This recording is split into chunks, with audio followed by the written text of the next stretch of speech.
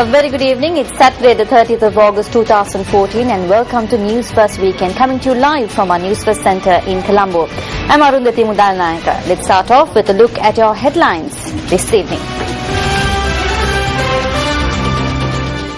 Overwhelming public response for the Sirasa Shakti Sahanayatra program. Drought-affected farmers face more difficulties due to debt. Decision reached to temporarily halt the strike action launched by health workers attached to positions supplementary to medicine. Proposed drinking water scheme for Dibulagala comes to a standstill due to the intervention of the Divisional Secretariat.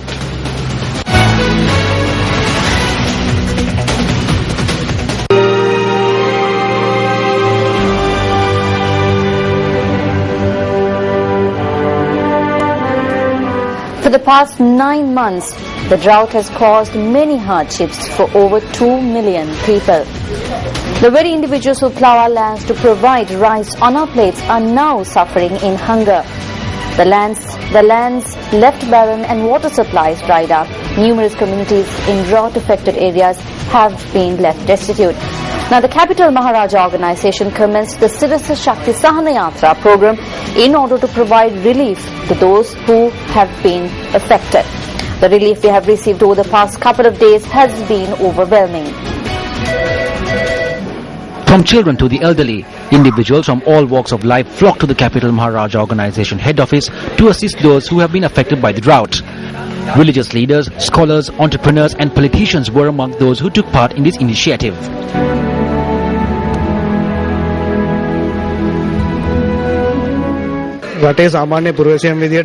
As citizens of this country, it is our duty to help those in need, and we got this message through Sirasa. If we helped in a small way, we believe it is a great deed. We're doing this wholeheartedly for the people in need. The public's response to render their assistance to those victimized by the drought has been overwhelming. After hearing for months on ends about the hardships faced by our fellow brothers and sisters, the Sirasa Shakti Sahanayatra has granted an opportunity to the public to render their assistance to them.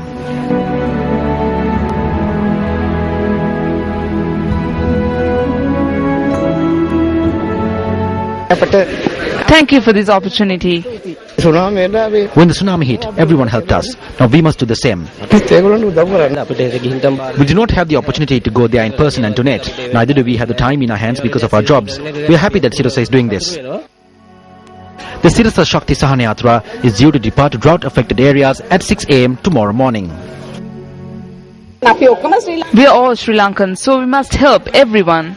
We are making donations in whatever way we can. All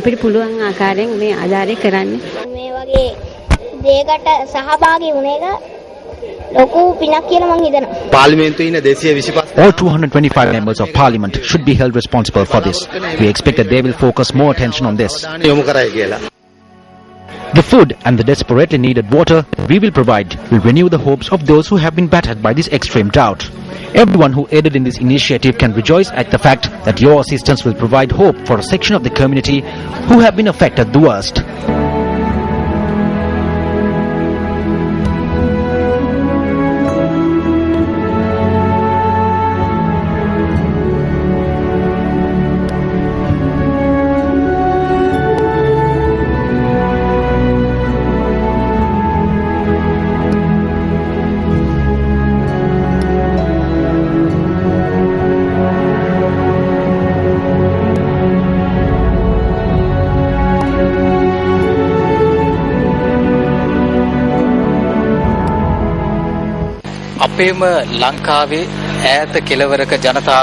What you see is people in the masses donating essential items for those affected in rural areas in our country. I am at Stein Studios in Watmalana, and people continue to come in with donations such as dry rations and bottled water. What is being done now is the sorting of the donations into bundles in order to be taken to the drought-stricken areas. We request from you as well to make a donation to the Sirasa Shakti Sahanayatra. Sirasa Shakti Sahanayatrawata විශාල වශයෙන් Donations have flooded in for the Siddhasa Shakti Sahanayatra at the MTV MBC Studio Complex in Depanama, Pandipitiya. From the moment we made aware to the public on the donations that could be made, they have been flowing to the Studio Complex in Depanama. It should be noted that we will be travelling on 3 routes to donate these items. We will be heading to the Ampara district from Bebuk Place in Colombo 2 via Kataragama on the Gold Road. Now, if you are unable to make a donation, you could by donating to the Siddhasa Shakti Sahanayatra while it is en route to its destination. Another fleet of vehicles will transport these donations to the Polonnaruwa district via the Kandy Road through Kurunegala and Dambulla. Another fleet of vehicles will head to Kilinochi through the Nigamba Road. Now, those residing in these aforementioned routes can make their donations for the Siddhasa Shakti Sahanayatra because it is for the people of our own nation.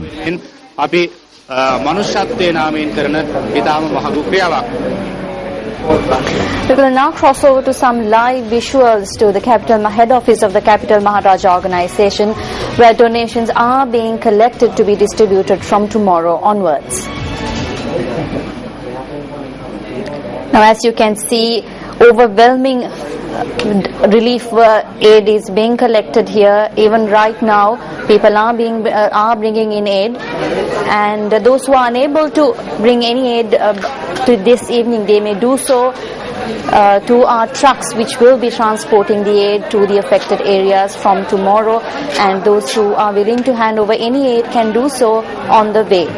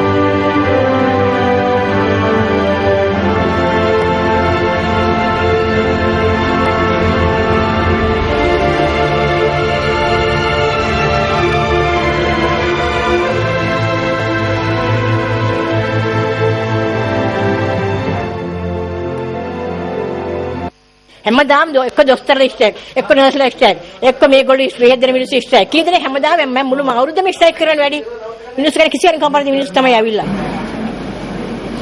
Although an interim injunction was issued ordering health workers attached to physicians supplementary to medicine to call off their strike action, the strike action continued for a 5th day today.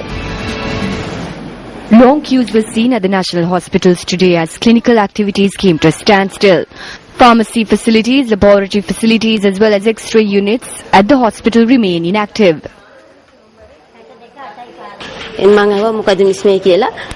I asked the nurse what was happening. She told me if you came to obtain medicine free of charge, you will have to go through this. This is what they say after obtaining free education and getting appointments to treat patients. We can't fight with them. We have to listen to them. While numerous patients respond in this manner, one patient filed a petition against the trade union action. The Colombo District Court, after taking the petition into consideration, issued an interim injunction ordering the workers to halt their protest. The activities of a number of hospitals were hampered today as well due to the strike action. This is the manner in which patients who arrived at the Hambantota General Hospital headed back home without obtaining medicine. The SPC retail outlet in Hambantota was filled with patients today as well. They issued the prescription and asked us to purchase the medicine from the SPC outlet. Even then we don't receive all the medicine. Anuradhapura ශික්ෂණ රෝහලේ අද දක්නට ලැබුණේ මෙවැනි තත්ත්වයක්. A similar situation was also witnessed at the Kandy General Hospital.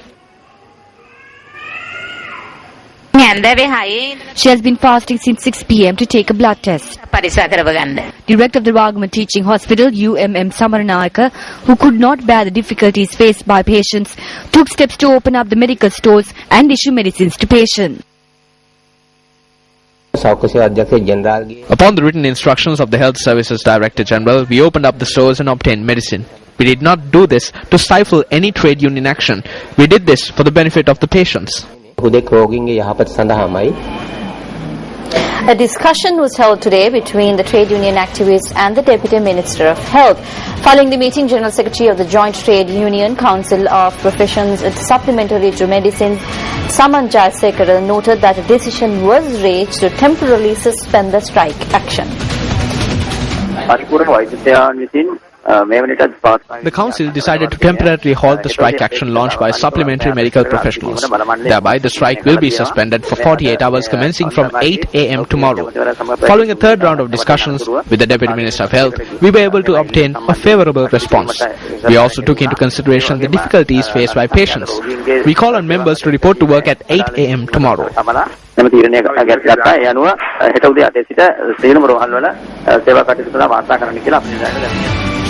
An incident where the police misused their power to influence the lives of the public was reported to Newsfirst from the Muttur area.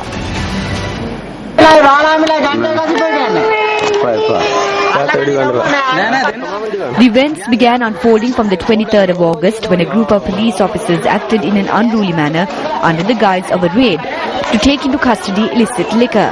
However, the officers were unable to find the purported liquor. The police returned to the area after receiving information that an individual had recorded the incident on a mobile phone. However, the officers arrived at the wrong house. The activities of the police was recorded on CCTV cameras set up in the residence.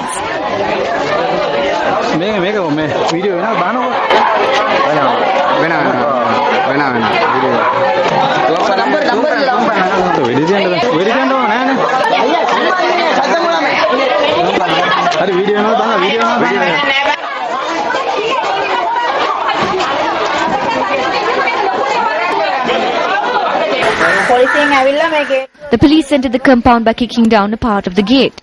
They also broke the other camera and came through the back by climbing over the fence.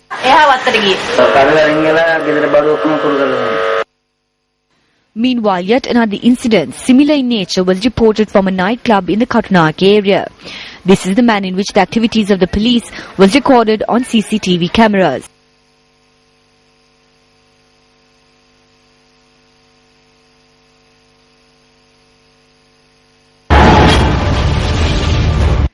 Signs that the public is beginning to lose faith in the police. 3 instances on which police officers were assaulted during the past week.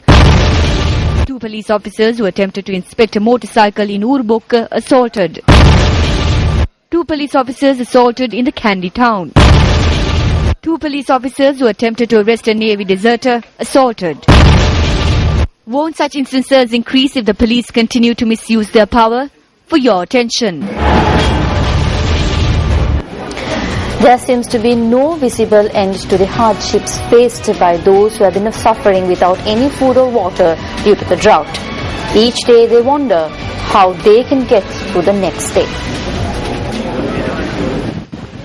The drought, which has affected 14 districts in 5 provinces, has caused a severe economic crisis among those living in these areas. Many are now looking to the skies, expecting to receive some sort of sympathy from the weather gods after giving all they had to cultivate their farmlands. The paddy died out for 2 years in a row.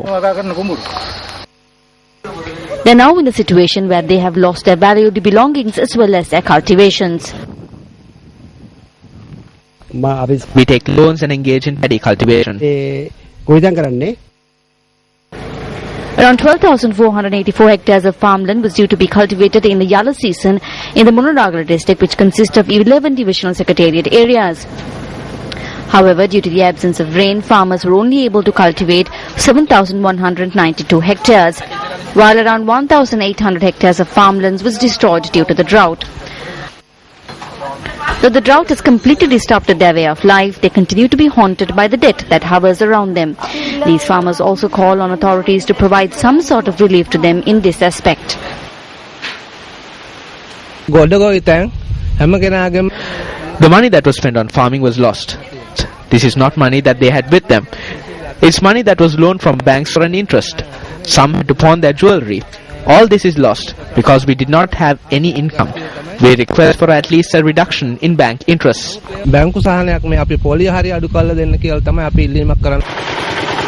These brave farmers who battle against the forces of nature each day to cultivate their crops are now faced with a new battle, the battle for survival.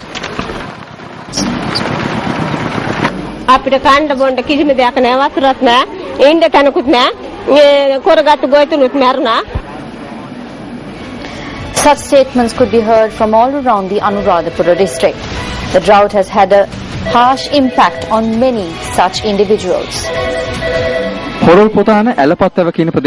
We are here today at the Alapatbava area in Horopatana. When our Newsfirst vehicles arrived here, area residents ran towards us in hope that we have brought some relief.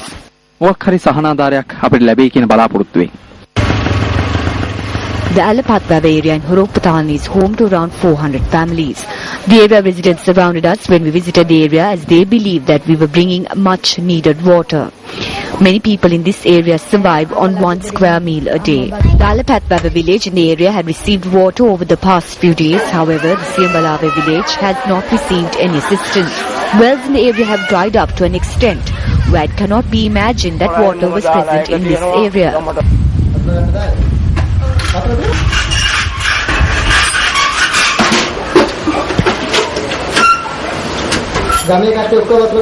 This dried up land is the only hope of these area residents. However, the inability to cultivate during both seasons has caused great distress to these farmers. We do not have any farmlands. We obtained loans from the bank and carried out our farming activities. Now we cannot even face the banks because we are in debt and we cannot obtain any other financial assistance. We are living in grave difficulty. If a vehicle comes, we run to the roadside hoping we will receive some relief. We are living with great difficulty. We only eat 1 meal a day and that too we get it with much difficulty. Now, over the past few days, Newsfirst has been touring all around the country to see about those who have been affected by the drought. Our reporters who travelled to Kilnochi area filed this report. Around 20 families in the Kilali area rely on this well for their water. The area residents point out that although authorities take steps to fill up water tanks using bowsers, this water is not sufficient to fulfill their daily requirements. We started day 2 in the Kalali area in Kilnochi. The fishermen are finding it difficult to engage in their livelihood due to the lack of fish. These residents who live in these thatched houses rely on the fisheries industry to make a living. They have had to face severe hardships due to the lack of water. We now have a report filed by our Uva Bureau correspondent Manoj Ratnayaka on the Uva Provincial Council elections. Issuing a communique, the Elections Commissioner has notified to remove illegal campaign officers and posters. This procedure is underway. Nevertheless, the destruction of campaign officers by thugs was also reported. 10 officers of the UNP in Valavaya and 3 officers of the JVP in Monaragala and Buttala were vandalized by unidentified groups last night.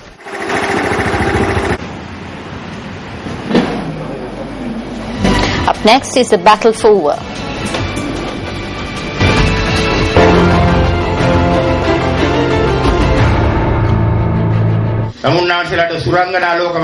They speak of fairy tales. They make hundreds of promises during the election period and raise your hopes. But even after 65 years, none of these expectations have been met.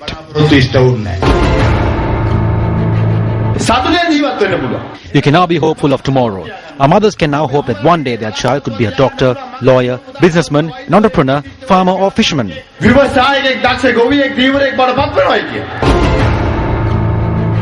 Some members of the UPFA are beginning to cross over to the UNP. I believe it is the beginning of a victorious UNP. We can start from Monragala, Padulla and Uva Bellassa.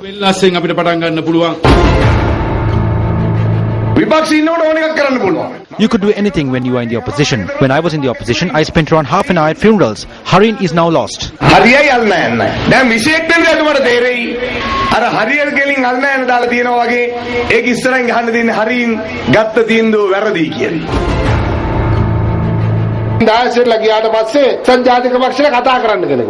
Ever since Diasrid left the UNP, they have no one to do the talking.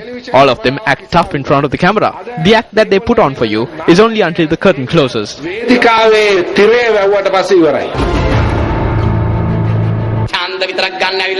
There is no point in feeding stories just to get votes. We are responsible for almost 95% of the protests in the country. The president's nephew came and planted an idea to rebuild Uva, and this is what he has done.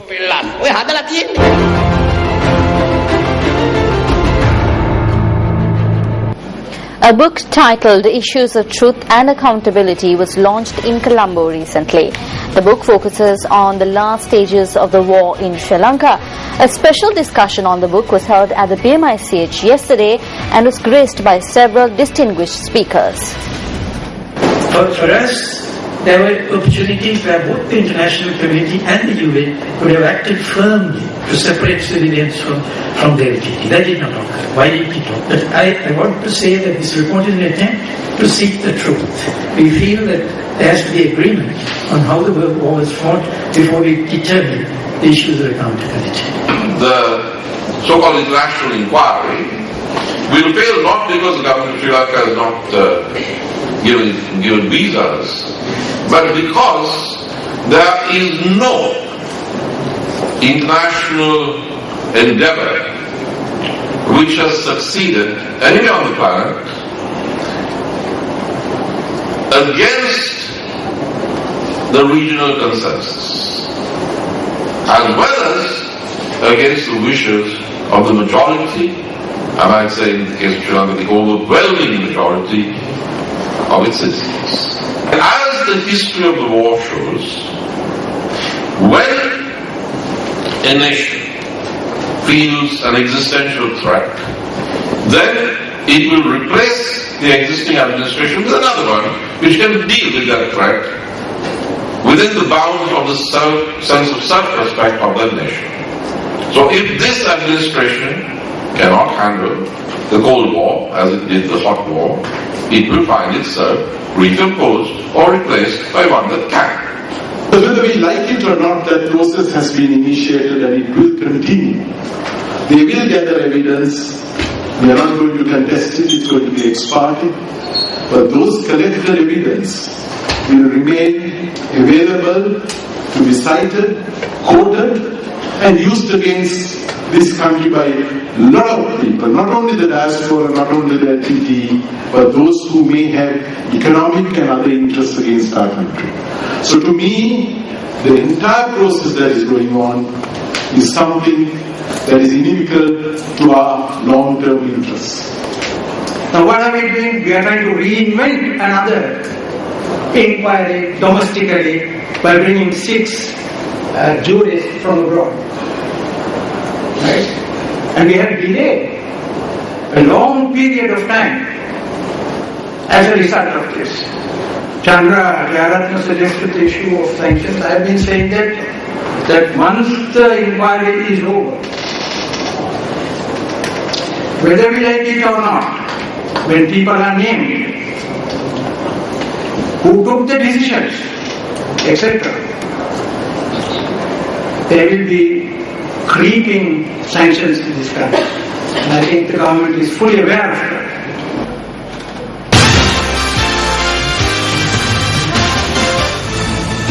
The country head of the IMF in Sri Lanka and Maldives, Eteri Quintrades, states that Sri Lanka is ahead of the game compared to the other countries in South Asia in resolving infrastructure bottlenecks. She made this statement during the annual general meeting of the Industrial Association of Sri Lanka in Colombo yesterday. We think that Sri Lanka is uniquely positioned to take advantage of changing global balance. The global engine of growth will be in Asia, and Sri Lanka is strategically situated as the crossroads of the world's most dynamic region. Sri Lanka is ahead of the game compared to other countries in South Asia in resolving infrastructure bottlenecks, putting forward modern road and port infrastructure systems. If we look into post-war transition process and economic development, we could say that the first phase of scaling up has been implementing by putting in place hard infrastructure necessary for lifting economy to a new development path. Now it's time to move to the second phase. Second phase could strategically focus on building soft infrastructure systems such as predictable regulatory and tax environment, skills and human resources to take a full advantage of new realities. Chairman of Sri Lankan Airlines Nishantha Wickramasinghe states that steps are being taken to refleet Sri Lankan Airlines with brand new aircraft. He made this statement during a media briefing held in Colombo to announce his appointment as the chairman of the Asia Pacific Onboard Travel or APOT Asia. Sri Lanka prepares to welcome 2.5 million visitors by 2016. And on the growing now, with the progress, I'm confident it will be much more than 2.5 million. We have a long and short-term plans for fleet upgrades at Sri Lankan Airlines. The first brand new A330-300 aircraft will join our fleet in a few weeks' time. Long-term, we have a fleet of next-generation aircraft, including the Airbus 350-900, and a progressive replacement over a period of 10 years. We had an aging fleet. Solution was taken to refleet with brand new aircrafts. So the fleet that comes in, their current entertainment systems, the business class will be bigger, large number of seats, and it will be more cozy inside, and the ambience of the aircraft will be different. We are going to be current on the product we are going to have, so that we can compete with Middle East airlines that are growing very fast, and Southeast Asian Far East airlines. Let's take a look at our special segment, A Better Tomorrow.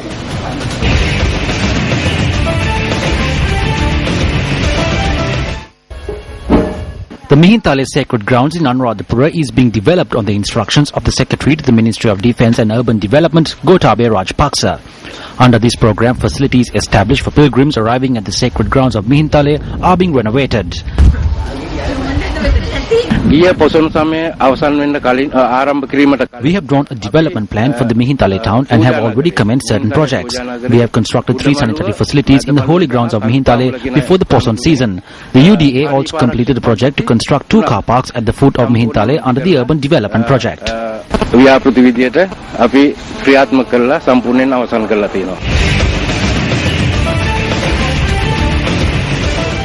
Today marks the 4th day of the Thomian Mela 2014 Education and Trade Exhibition sponsored by Newsfirst. The exhibition has been organized by the Junior Old Boys Union of the college and was declared open by Deputy Minister Hema Gunasekara. Newsfirst screen tests was conducted at the exhibition. Meanwhile, the Family Fiesta and the Newsfirst Eslon Danamuthusane commenced today under the auspices of Minister of Agriculture and the Group Director of the Capital Maharaj Organisation, S.C. Veerasekara, and Director General Manager of Newsfirst, Yasarat Kamasiri, was present at the occasion.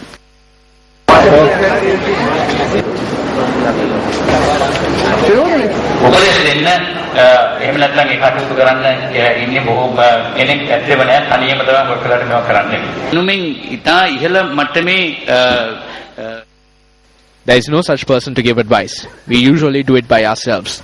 The value of such a program is that one would be able to obtain advice to make a quality house. I would like to state that such an initiative carried out by Newsfirst together with Eslon is indeed a noble task. One uses their hard-earned wealth to build a house. This is a dream house. Your dream seems to be incomplete unless you finish constructing this house. But if you aren't able to make this dream come true, you end up in the hospital. Therefore, the Danamuthusayane will assist you in completing this without you having to go to the hospital.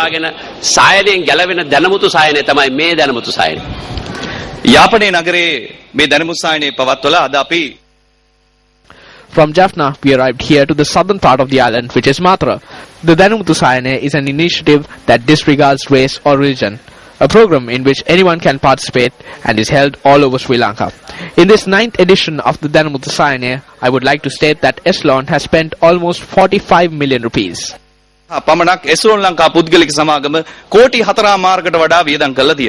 විශාල ජනසහභාගීත්වයකින් පැවති දැනුමුතු සායනයට ගෘහ නිර්මාණ ශිල්පීන් civil ඉංජිනේරුවරුන් ජ්‍යොතිෂවේදීන් ඇතුළු අංශ ගණනාවක ප්‍රවීණයින් එක්ව සිටියා.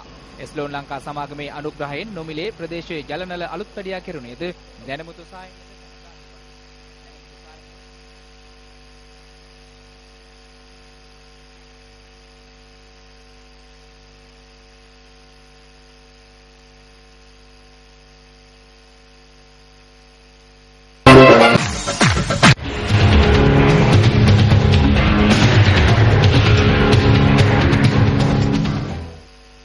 Water is being provided to Salsumgama, which is a Mahaveli C-zone village that comes under the purview of the Dimbulagala Divisional Secretariat, separately by the Dimbulagala Pradesh Sabha and the Dimbulagala Divisional Secretariat.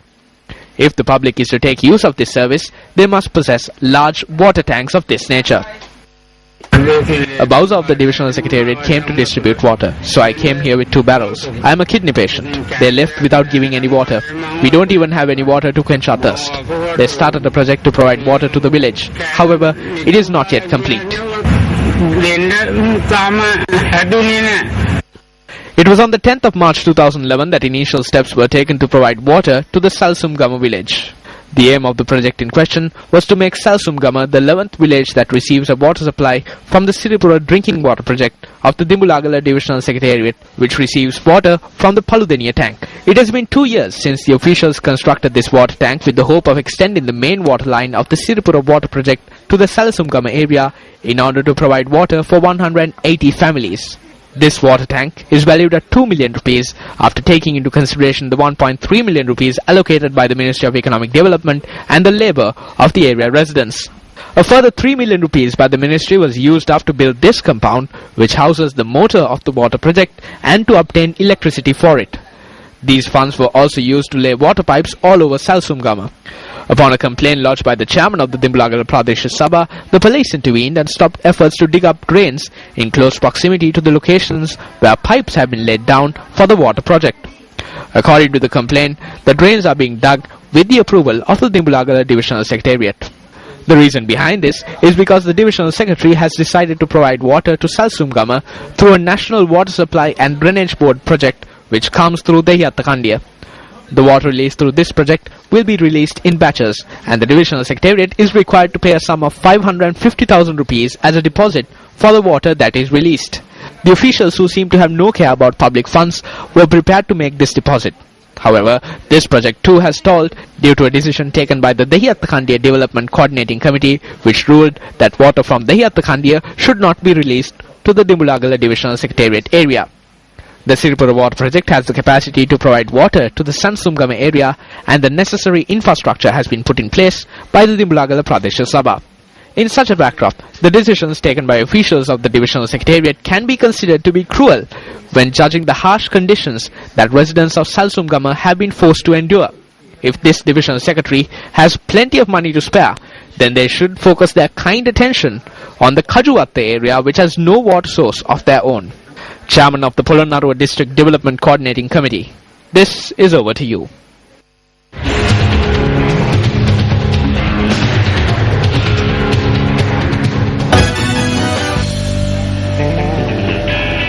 Moving on to sports news now, another brilliant performance by all-rounder Thisara Perera steered Sri Lanka to a comprehensive 7-wicket win over Pakistan in the third ODI of the series. The victory also ensured that Sri Lanka won the ODI series 2-1. Winning the toss and opting to take first lease of the wicket, Pakistan got off to a horrible start, losing openers Harjeel Khan for a duck.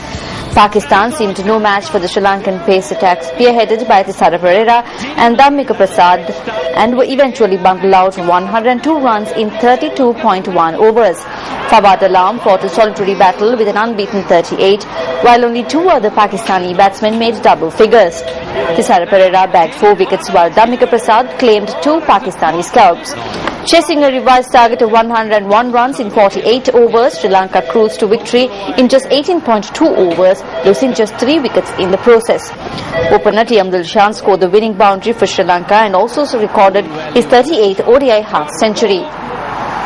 Thisara Perera was adjudged a man of the match as well as a man of the series. Of course, the head coach and the bowling coach was in support of Sri Lanka. It seemed of the game. And with that, we wrap up tonight's edition of Newsfirst Weekend. Thank you very much for joining us. I'm Arundhati Mudarnayaka. Good night.